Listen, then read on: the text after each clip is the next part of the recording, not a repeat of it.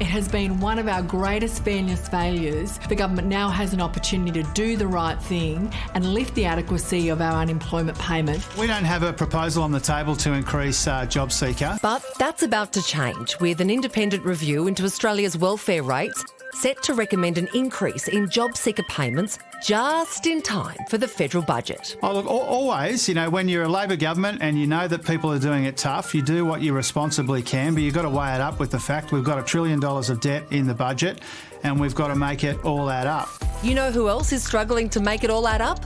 Australia's most vulnerable. Despite a raise in September from $46 to $48 a day, the inflation rate of 7.3% means that boost is barely touching the sides for job seekers. And advocates reckon it wasn't enough to begin with, at well below the poverty line of $70 a day. You cannot live on $48 per day, the rate of JobSeeker, and cover the essentials of life. The new review committee is expected to recommend an increase of up to $25 to $73 a day. This situation is crushing for people now. Energy bills have gone up, food has gone up, and rental prices have absolutely gone through the roof, particularly for people who are on the very lowest income. The final report is due to be released in March. And so far, the Treasurer won't commit, amid concerns the move could fuel inflation. We haven't come to a concluded view on that, but that's not something that we've put on the table.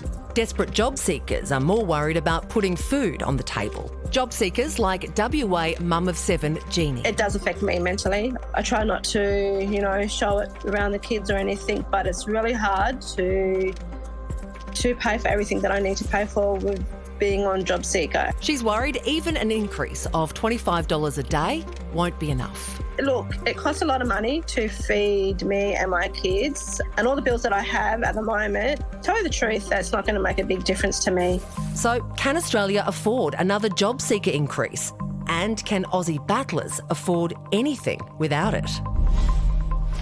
I've been jobless before in my life. 3 months I was without work, and who knows, I could be unemployed again in the short-term future. It costs money to find... I'm not even buying it was a joke, guys. It was a joke. You started the job. Come on. We're going to be here forever. It costs money to find a job. Yes. You need to, have access to Wi-Fi, a phone, transport, even simple things like grooming and haircuts and something to wear to a job interview. It's really expensive when you're just trying to survive on a payment that is way below the poverty line. Not to mention when you're going out, you're meeting people, you're doing job interviews, and the stress of knowing this has got to be it, or I can't make ABC payments. I might not be able to pay my rent. I might not be able to buy enough food. And especially for older Australians who experience ageism, if they end up unemployed and they're looking for work, it takes them so long to find work as well. It's just such a difficult spot to be in. I think probably everyone is feeling at the moment, no matter where you are, what you earn, you know that your money isn't going as far. Yeah. And I think you've just got to take a moment to imagine what it would be like if you are on those payments. How scary it must be, actually, not knowing how you might get that bit extra to cover that bill that's gone up.